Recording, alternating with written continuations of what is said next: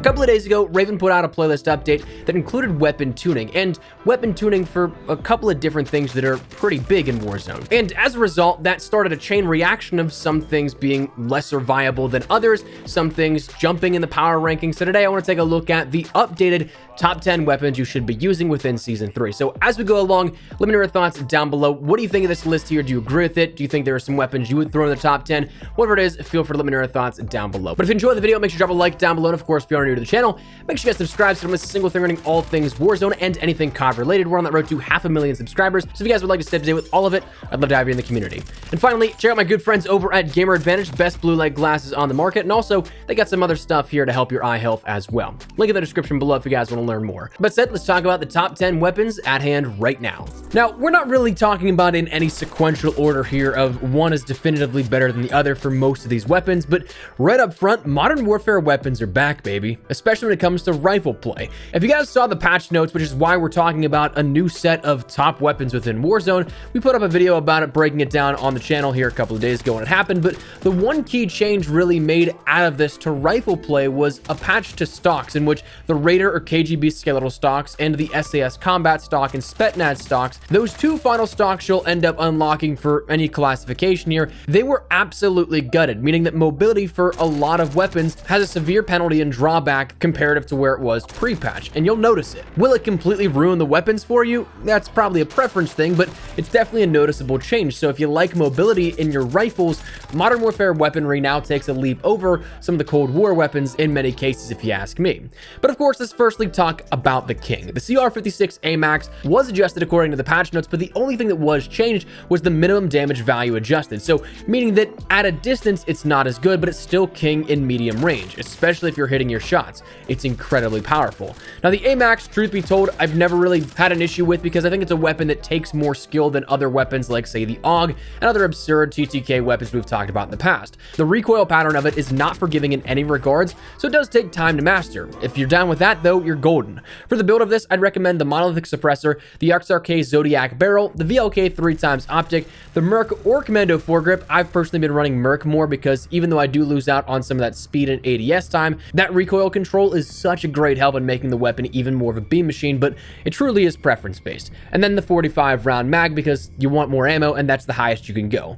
This has been a constant and I can't say a whole lot has changed about it, so we won't stay on this one too much. The next weapon though that we'll talk about in the top 10 is the M4A1. This is making a solid comeback in my opinion, and to me, it's kind of tied with the RAM in terms of efficiency, but I just prefer the M4A1 a little more than the RAM, and we'll talk about that in just a second. But kind of coming full circle with the first best weapon within Warzone, the M4A1. For this one, I'd recommend the monolithic suppressor, the Corvus Custom Marksman barrel, though the M16 Grenadier barrel is pretty solid as well. I just prefer the Corvus Custom, the VLK 3x optic because I'm going to be using this at mid-range, so a red dot or iron sight isn't going to be the best bet for that. You're going to lose out on a little bit of that effectiveness. So VLK 3x is absolutely what I would choose here with this. Then I also have the Commando foregrip for a little bit more in that control aspect, and then the 60 round mags because ammo is everything. I can take out 2 to 3 enemies from downing them and also full killing them without really any concern of running out of ammo. But like I said with the AMAX, this thing is good for mobility by comparison to the weapon nerfs that we had with the Cold War weapons and the stocks there. So this one, even if there isn't a stock on this build,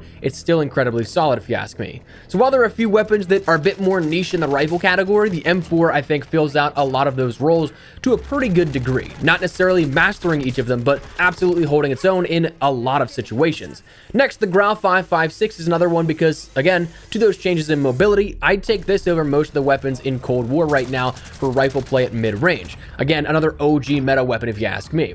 This thing, though, was dominant for so long, and it's kind of crazy to consider it's, again, coming full circle, but for those that have been around the channel long enough, you'll know this thing is a laser beam. But up until recently, it couldn't really contend with the TTK of Cold War weaponry. But now that most of the OP weapons have been nerfed and that TTK is feeling relatively constant and competitive for the most part weaponry-wise, this is absolutely viable again, and I'm having a blast with it recently. Normally for this, I end up running the monolithic suppressor, the Tempest 26.4-inch Archangel barrel, the Commando foregrip, the 50 or 60 round mag, and then the Cronin Sniper Elite grip to give that added stability.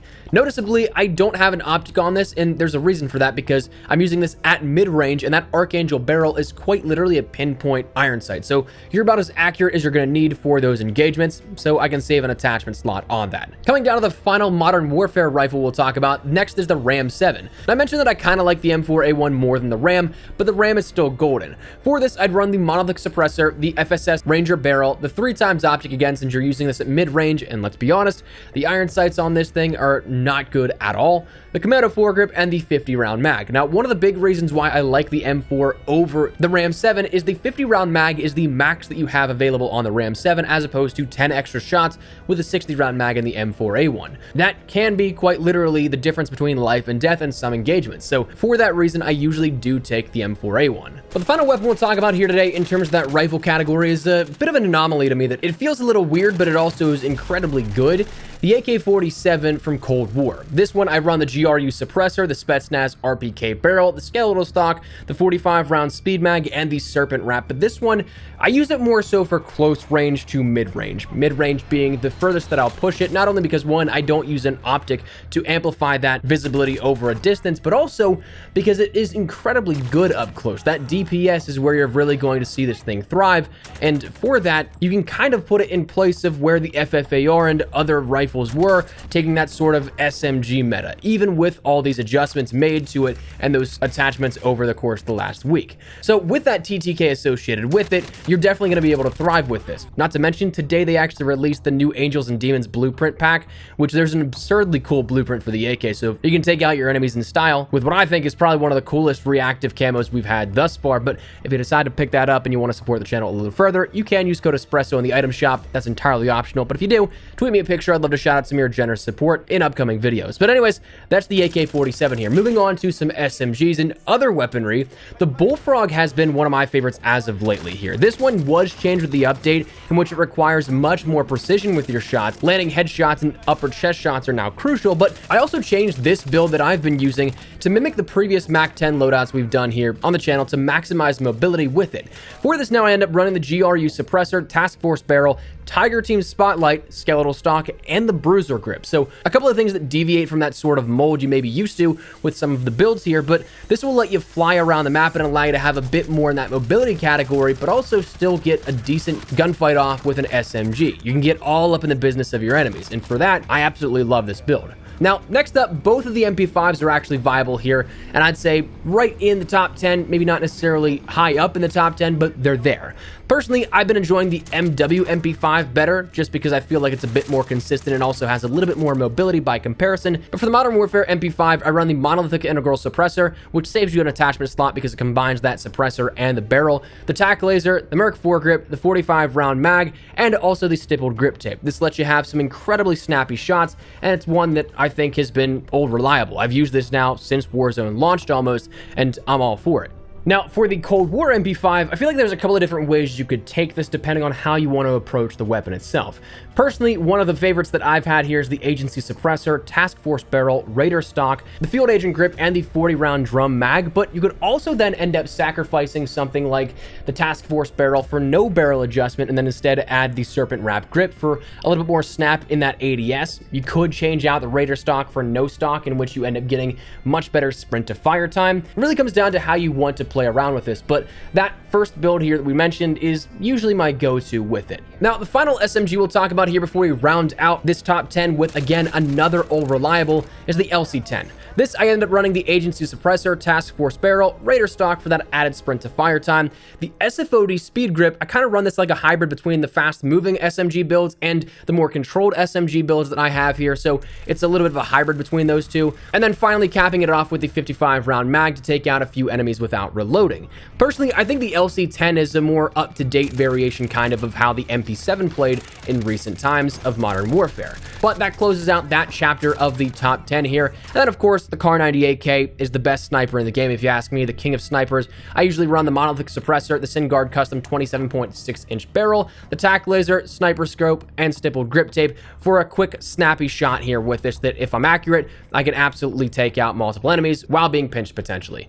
It'll be interesting, though, to see if the next weapon adjustment for Cold War snipers allows them to make a run at the throne for long range, since they did mention there's going to be an attachment coming to those snipers in Cold War that isn't there when comparing Modern Warfare and Cold War snipers. And the only thing that I can really think of is that tack laser, which increases the ADS speeds on snipers. So maybe that comes and will make it much more viable in terms of sniper play for Cold War weaponry.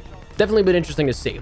Now, honestly, I think there's a bunch that are right on the cusp, but again, because of some of these adjustments to weapons, may not be your first choices here with it, but things like the FFAR are still viable, the FARA is viable, even the new Carve 2 is viable. For the FFAR, I'd run the Agency Suppressor, Task Force Barrel, Raider Stock, Field Agent Foregrip, and the 50-round mag. That's a standard here at this. The FARA, I'd end up running the GRU Suppressor, RPK Barrel, Skeletal Stock, Spetsnaz Grip, and the 50-round mag. Use that for more so close to mid-range rather than long range. And then the Carve 2, again, not incredible, but viable. It's kind of on par, I think, with like the M16. It's nothing insane like we may have thought where the burst meta would return, but for this, it's great for mid-range to close range. Not long range though. I would not recommend at long range. Some people are definitely using this exclusively for close range, which is an interesting turn of events, but I've found myself finding more comfort in mid-range play, to which I end up running for that the Agency Suppressor, Strike Team Barrel, Axial Arms 3x Optic, Field Agent Foregrip, and the 45-round mag, because I don't want to sacrifice that slight ADS penalty for the speed mag.